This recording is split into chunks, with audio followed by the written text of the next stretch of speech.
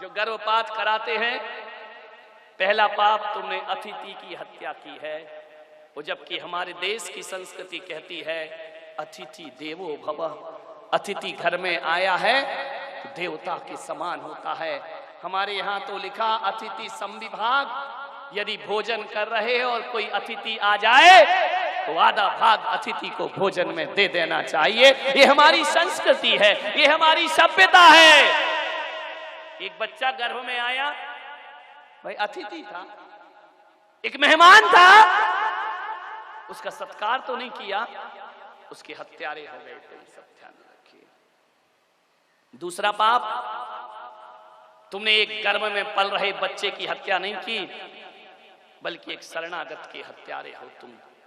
और हमारे देश की संस्कृति ये कहती है कि शरण में यदि शत्रु भी आ जाए, शत्रु का भाई विभीषण भी आ जाए, तो राम उस विभीषण दुश्मन के भाई को भी गले से लगा लिया करते हैं।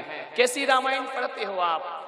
आपके घर में एक बच्चा आया है, वह आपकी शरण में आया है, पालनहार ही मारनहार हो गए, बाढ़ ही खेत खाने लगी, कैसी होगी जिंदगी हमारी? विचार करिए। एक शरणागत की हत्या की है तुम। तीसरा पाप, तुमने दीनहीन अनाथ की हत्या की है। इतने ही तुम्हारी बाजुओं में ताकत थी तो जन्म लेने के बाद मार के दिखाते। एक दीनहीन अनाथ को 3 लोगों ने मिलकर के मार डाला। 3 हत्यारे हैं उसके। वो बच्चा चीख नहीं सकता है, वो बच्चा कानून से अपनी दया की भीख नहीं मांग सकता। वो बच्चा तुम्हें अदालत तक घसीट के, अनाथ है ना वो, गर्भ में है तुम्हारे, वह अपनी जिंदगी की मांग नहीं कर सकता। 3 हत्यारे हैं ये। पहला हत्यारा तो वो पति जो अपनी पत्नी को गर्भपात के लिए मजबूर करता है, वो सबसे बड़ा हत्यारा हुआ करता है। दूसरा हत्यारा वो डॉक्टर जो चंद रुपयों के खातिर किसी के गर्भ में पल रहे अजन्मे शिशु का कत्ल करता है।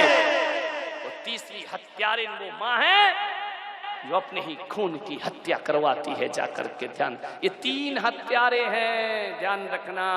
ये 3 ऐसे कसाई हैं, ये लाख तीरथ करें, चारों धाम की यात्रा करें, गंगा नहा ले, जमुना नहा ले, ये खून के दाग कभी धुलने वाले नहीं हैं। ये तीनों हत्यारे लोग, ये तीनों कसाई लोग। और जिस क्लिनिक में गर्भपात होता है, मैं उसे अस्पताल नहीं कहता, वो किसी बूचड़ खाने और स्लाटर हाउस से कम नहीं हुआ करता है। अरे बूचड़ खाने में तो पशुओं को मारा जाता है।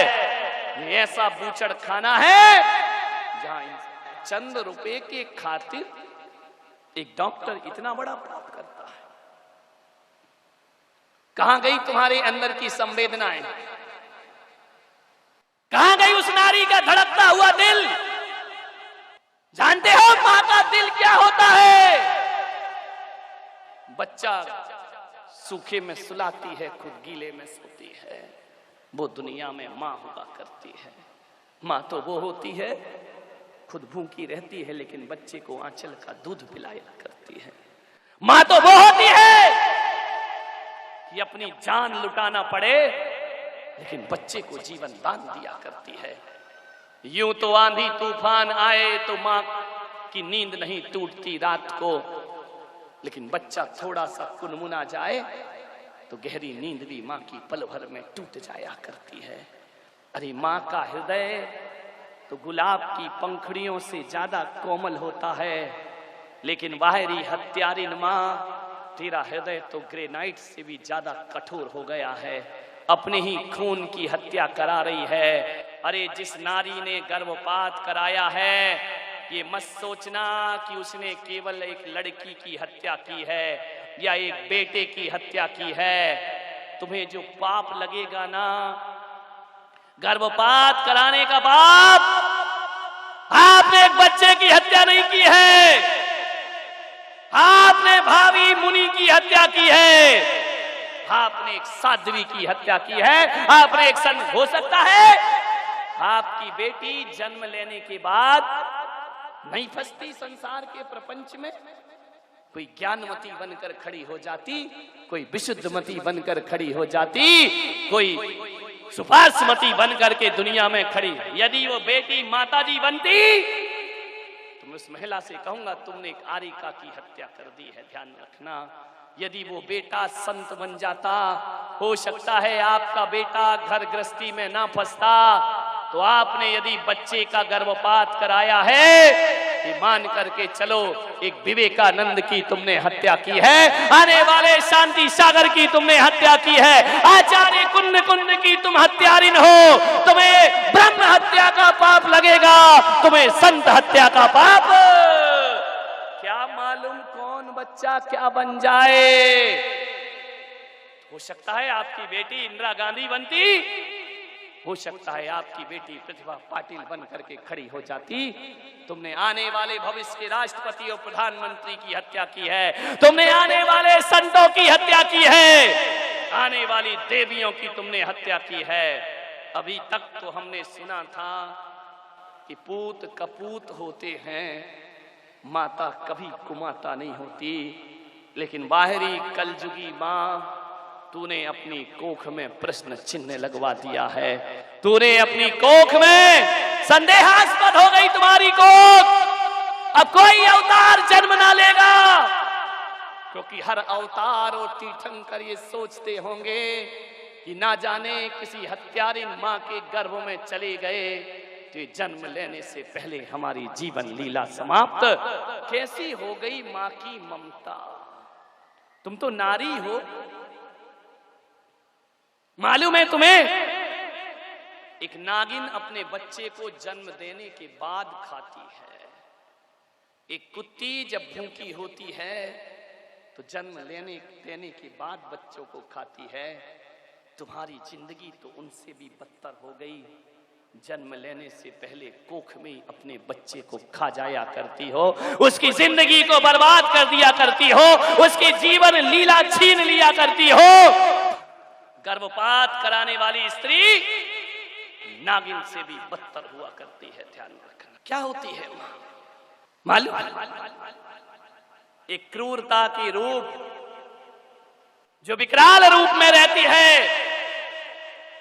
वह शेरनी जब किसी के बच्चे को देखती है तो मार के खाती है, लेकिन उसी दाढ़ से जब अपने बच्चे को उठाती है ना, उस हत्यारिन दाढ़ में भी करुणा का और ममता का जन्म हो जाया करता है। वह भी बड़े प्यार से अपने बच्चे को उठाती है। एक हिरनी भी शेर का मुकाबला कर लेती है। हिरनी भी अपनी शक्ति को नहीं देखती है।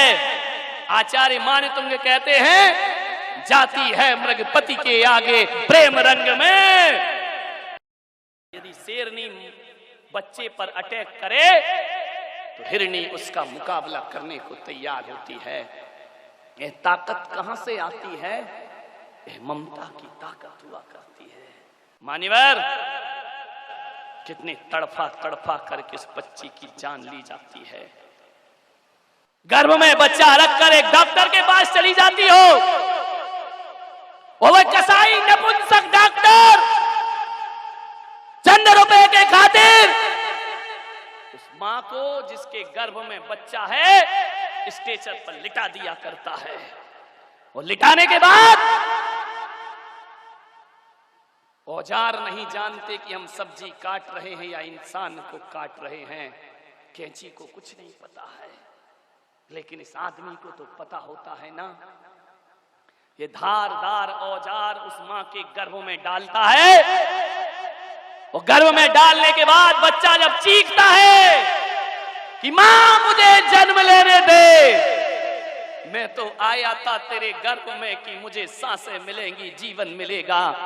मां, तूने तो मां के नाम को कलंकित कर दिया। कैसी पथराई छाती होती है उस मां की कि वह लेटी लेटी गर्भपात कराती रहती है।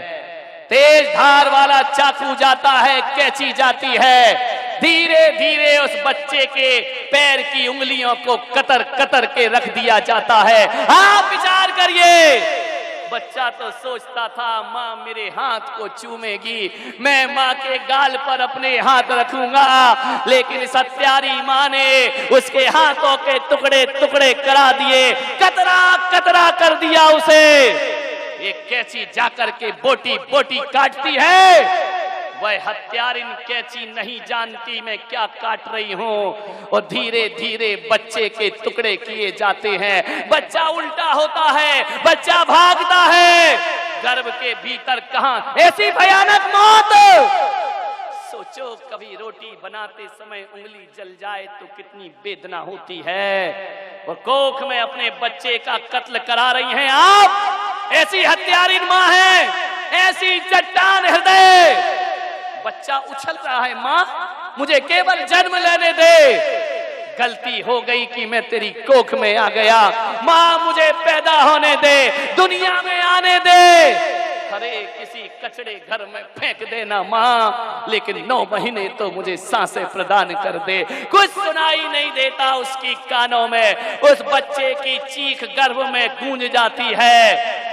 बच्चे के हाथ पैर लहू लुहान कर दिए, एक छोटी सी हथौड़ी जाती है और बच्चे के सिर को तोड़ती है, टुकड़े टुकड़े हो जाते हैं, उसकी चीख उसी गर्भ में गूंज कर रह जाती है, और एक पाइप के माध्यम से कतरा कतरा होकर ममता की हत्या हो जाया करती है। मान्यवर आपसे निवेदन है, मां तो मां होती है, मां तो वो होती है कि एक बंदरिया का बच्चा मर जाए ना तो मरे हुए बच्चे को 6 महीने छाती में लगाकर घूमती है, वो दुनिया में मां कहलाया करती है।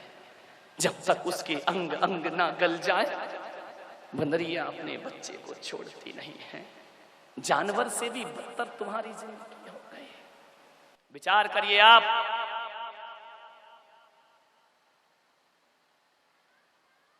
एक हिरनी को एक शेर खा रहा था, हिरनी की आंख में आंसू आ गए, शेर ने कहा तू नहीं बचेगी, बोले मुझे विश्वास है मैं नहीं बचूंगी, लेकिन मैं तुम्हारा ग्रास हूं, तुम मुझे खा सकते हो, 5 मिनट की मोहलत दे दो। बोले क्या हुआ, मेरे बच्चे बहुत छोटे हैं, मैं उन्हें एक बार अंतिम बार दूध पिलाया हूं, उसके बाद मेरी जीवन लीला समाप्त कर देना। और एक निवेदन है मेरा तुमसे कि तुम मुझे खा लेना, लेकिन मेरे स्तन को मत खाना। बोले क्यों? बोले मेरे मरने के बाद मैं चाहती हूं कि मेरे स्तन मेरे बच्चे के मुंह में पड़े रहना चाहिए, मैं मजबूर हूं कि तुम मेरी हत्या करोगे। वो कहते हैं, ये कहानी कहती है पंचतंत्र की, कि शेर ने जैसे ही सुना कि बच्ची ये जो हिरनी है छोटे छोटे 2 बच्चों की मां है, शेर ने कहा जा मैं तेरा भक्षण नहीं करता हूं, जा तू अपने बच्चों को जीवन दान प्रदान कर दे। एक जानवर में इतनी ममता जग जाती है, एक जानवर सब कुछ लुटा देता है। तुमने एक कहानी पढ़ी होगी कि एक मालिक के बच्चे को बचाने के लिए एक नेवला सांप से मुकाबला करता है और सांप के टुकड़े टुकड़े कर दिया करता है, और मालिक के बच्चे को बचाने की वह ताकत रखा करता है। तुम अपने ही बच्चों की हत्यारिन हो गए। मान्यवर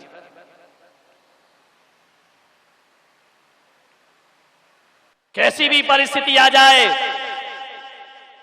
शास्त्र कहते हैं, आगम कहता है कि जो मां अपने बच्चे का गर्भपात कराती है, वो जो पति अपनी पत्नी को गर्भपात कराने के लिए मजबूर करता है, वो जो निकम्मा डॉक्टर पैसों की खातिर किसी के बच्चे की हत्या करता है, आने वाले 7 जन्म तक ये मां बांझ की पर्याय में जन्म लेती है, और ये डॉक्टर वो पति हिजड़ों की पर्याय में पैदा हुआ करते हैं। दूसरों के बच्चों को देखकर ललचाएंगे, लेकिन तुम्हारी गोद में कभी किलकारियां आने वाली नहीं है, ध्यान रखिए। ऐसा पाप मत करिए, ऐसा अपराध मत करिए अपने जीवन में। मैं माताओं बहनों से निवेदन करूंगा, अनचाही औलाद गर्भ में आ जाए, वो जिसको तुम जन्म देना नहीं चाहती हो, ये संत पुलक सागर तुमसे हाथ जोड़ के निवेदन करता है, केवल 9 महीने थोड़ा सा धैर्य रखिए, उसे केवल जन्म लेने दो। तुमको नहीं पालना कोई बात नहीं, किसी कचड़े घर में डाल देना जाकर के। आज भी मेरा देश इतना पत्थर का नहीं है। तुम अपने बच्चे को जन्म देकर कचड़े घर में फेंकाना मत रखना अपने पास। वो कचड़े घर में ना फेंक सको, किसी अनाथ आश्रम के झूले में डाल देना, और वहां भी ना डाल सको तो मुझ पुलक सागर के दरवाजे पर डाल करके चले जाना, ध्यान रखना।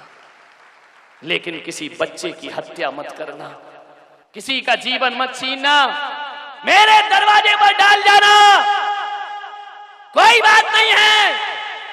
मैं तुम्हें अभिशाप नहीं दूंगा, मैं तुम्हें धन्यवाद दूंगा कि तुमने जन्म से पहले उसे मारा नहीं है, ध्यान रखिए। तुम अहिंसक कहलाओगी। और पुलक सागर के दरवाजे पर डाल जाना, मैं इस भरी समाज में कोई ना कोई यशोदा खड़ी कर दूंगा, वो तुम्हारे बच्चे को पाल पोस करके बड़ा कर देगी, ध्यान रखिए। आज भी यशोदाओं की कमी नहीं है, लेकिन देवकियों से निवेदन है कि अपने बच्चे की हत्या मत करिए, ध्यान रखिए। उसे जन्म लेने का अवसर दीजिए, कैसी भी परिस्थिति आ जाए। अनचाही औलाद आ गई है, आप महाजन हैं, आप ब्राह्मण हैं, आप जैन हैं, आप क्षत्रिय हैं, आपका कर्म जीवों की रक्षा करना है। जीवों को मारना तुम्हारा धर्म नहीं हुआ करता है। मुझे याद आती है एक बेटी, बड़ी साहसी बेटी थी, मेरी भक्त है, उसकी सगाई हो गई, शादी की तैयारियां, मंडप बुक हो गया, कार्ड बट गए। एक दिन उसकी मां को चक्कर आया, वो बेहोश होकर गिर गई।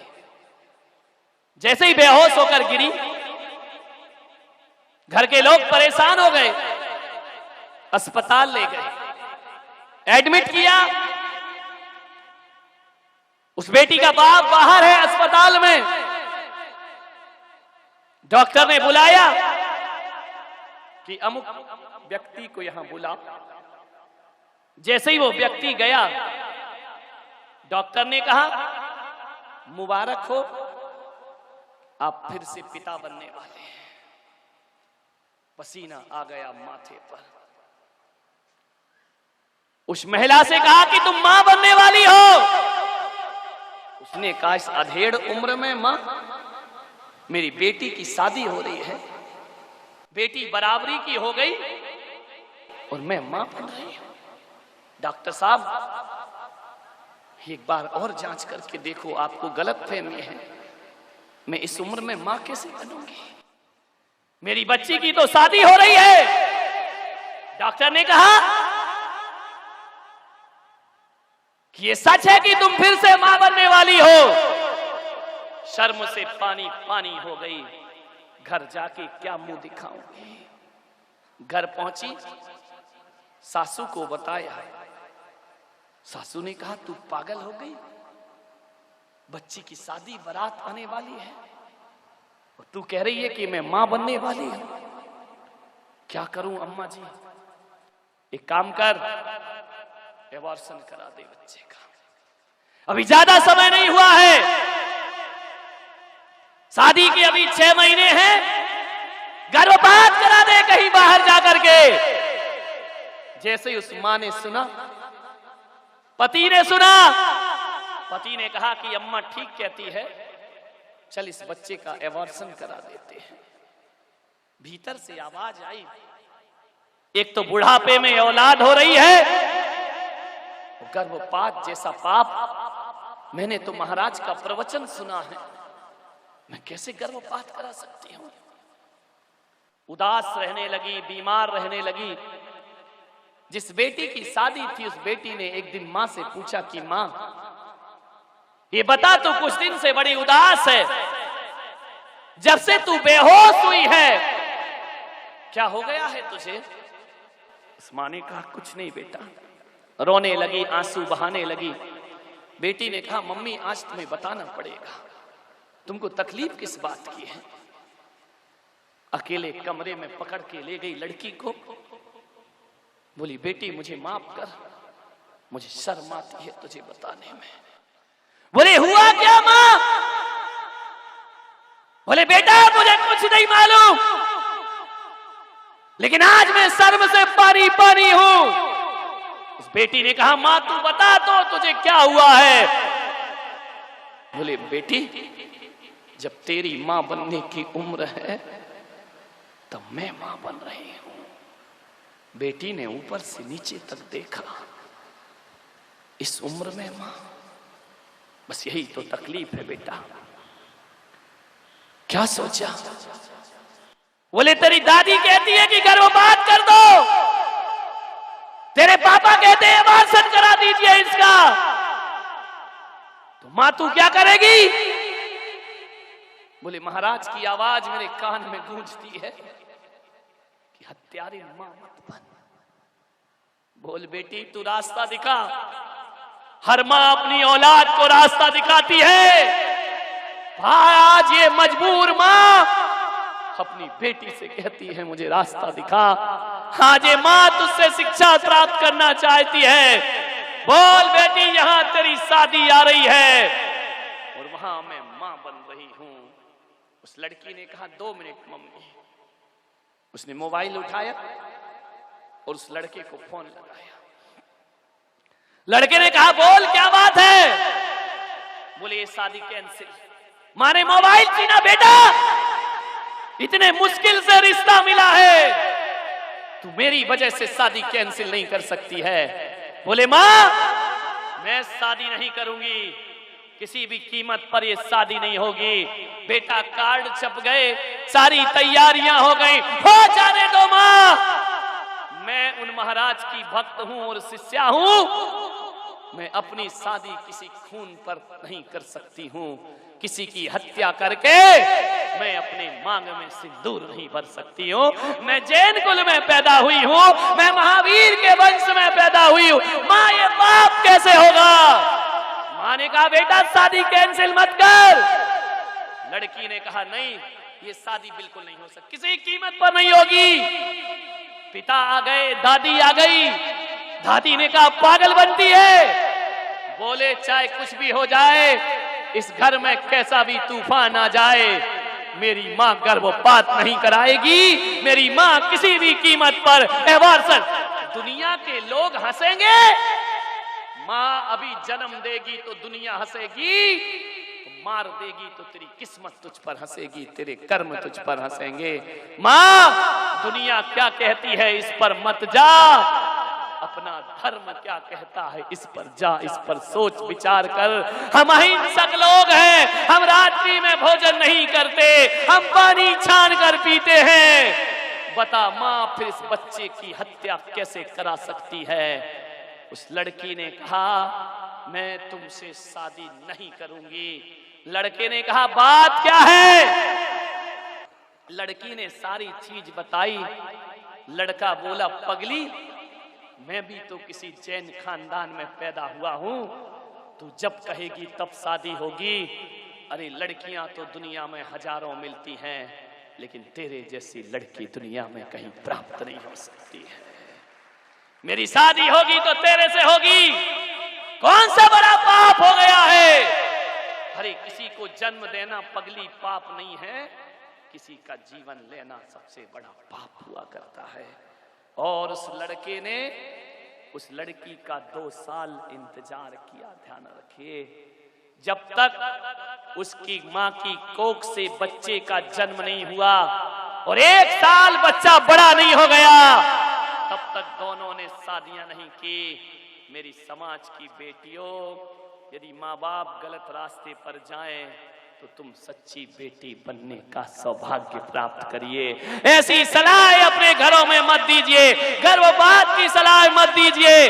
किन बेटों की चाहत में गर्भपात कराती हो? बेटा कब पड़ोसी बन जाए कुछ नहीं कह सकते। एक मां ने अपनी लड़की का गर्भपात कर दिया, डॉक्टर से पता किया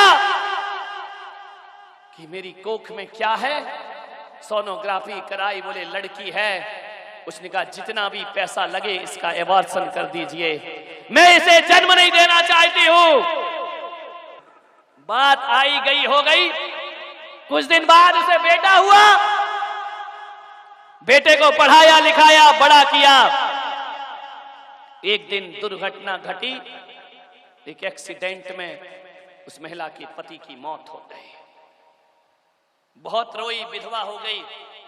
ध्यान रखना, अपना ही कर्म लौट करके आता है।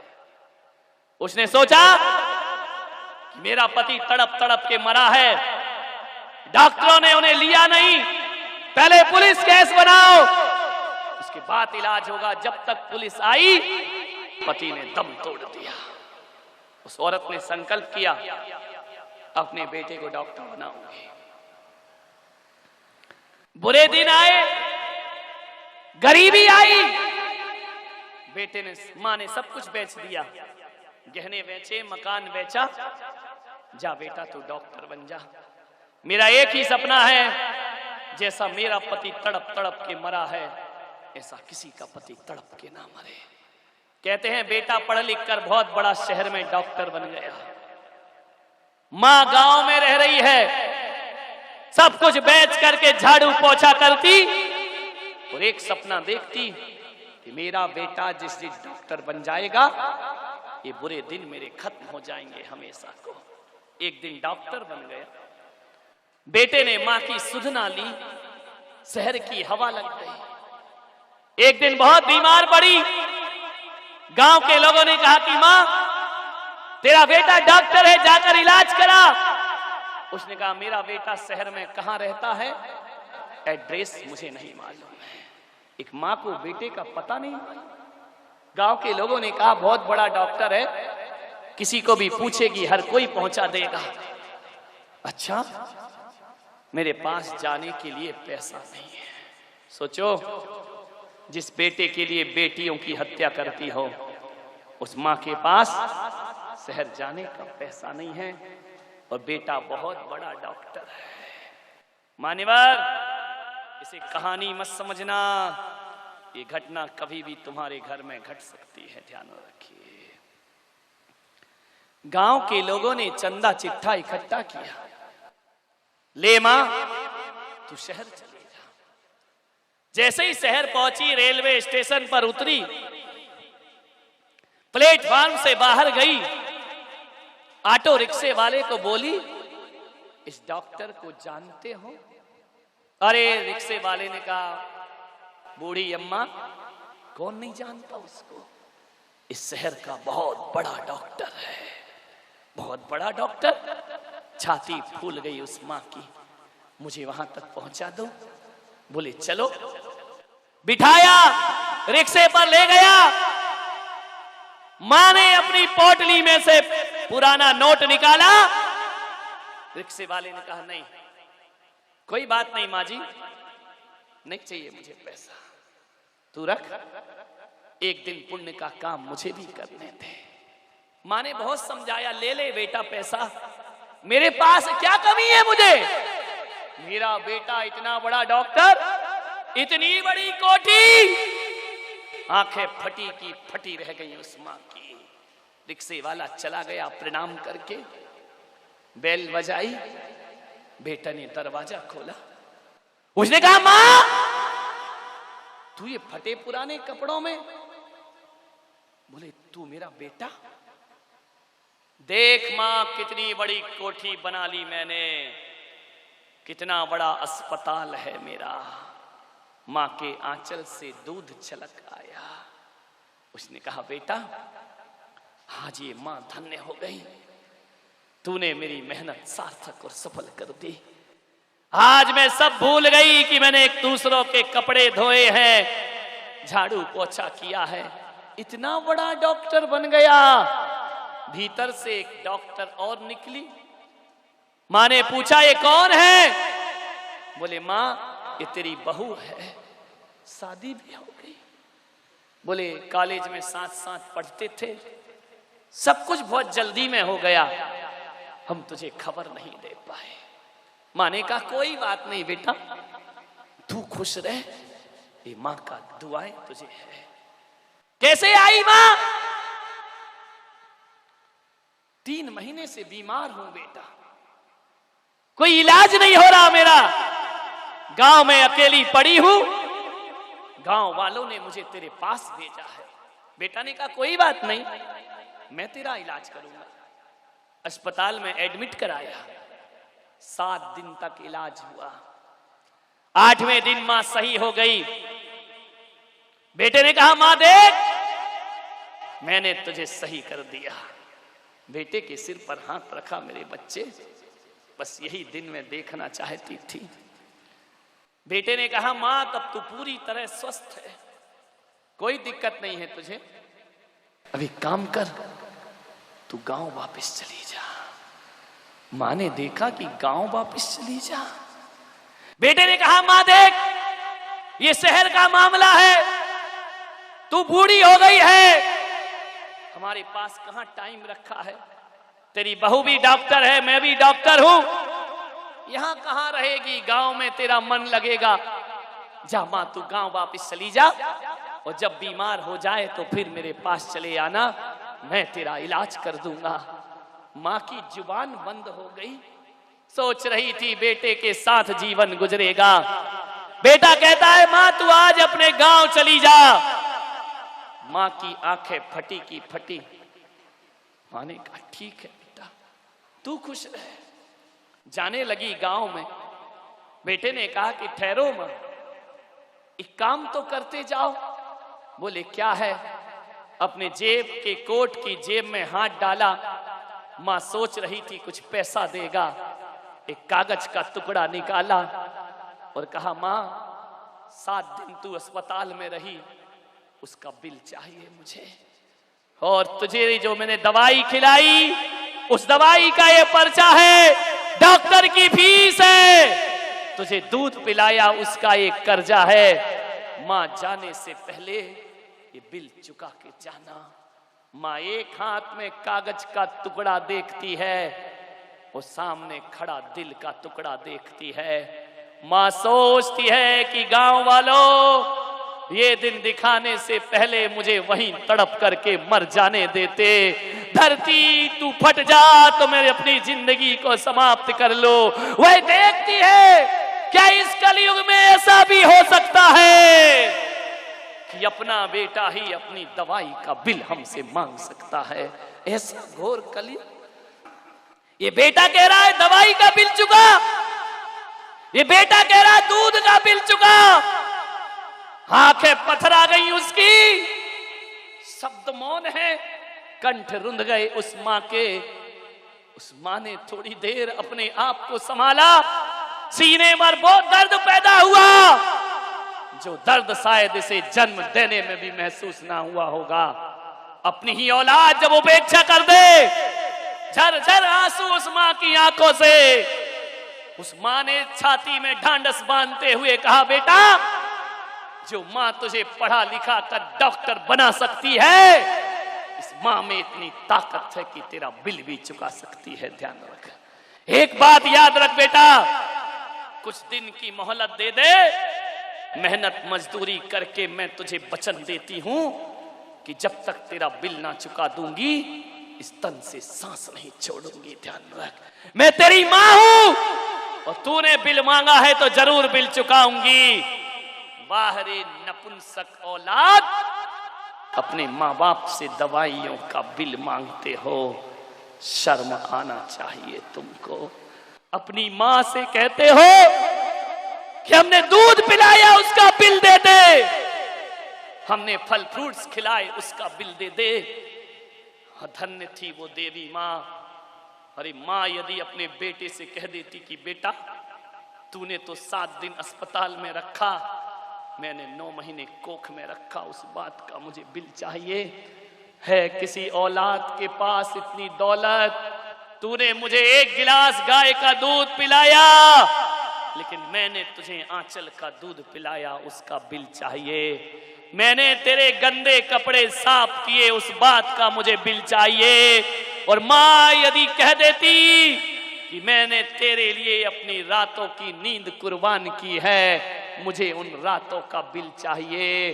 बोलिए, मैंने तेरे लिए कितने दिन भूखी रहकर गुजारे हैं, उस एक एक रोटी का मुझे बिल चाहिए। तो हिंदुस्तान के नौजवानों, मैं आपसे कहता हूं, कितनी भी दौलत कमा लेना, बाजार में गाय का दूध मिलेगा, भैंस का दूध मिलेगा, लेकिन बाजार में मां का दूध नहीं बिका करता है। ध्यान रखिए, कितनी भी दौलत कमा लीजिए, अरे किसी के खजाने में इतनी दौलत नहीं कि मां के दूध का कर्ज उतार सके। एक बात ध्यान रखना, पूरे हिंदुस्तान को भी गिरवी रख दिया जाए तो भी मां के दूध का कर्ज नहीं उतारा जा सकता। मां तो मां होती है, मान्यवर, मां तो वो होती है कि 7 जन्म तक अपनी खाल की जूतियां बनाकर पहनाओ तो भी मां के ऋणों से कोई बेटा मुक्त नहीं हो सकता है। ध्यान रखिए।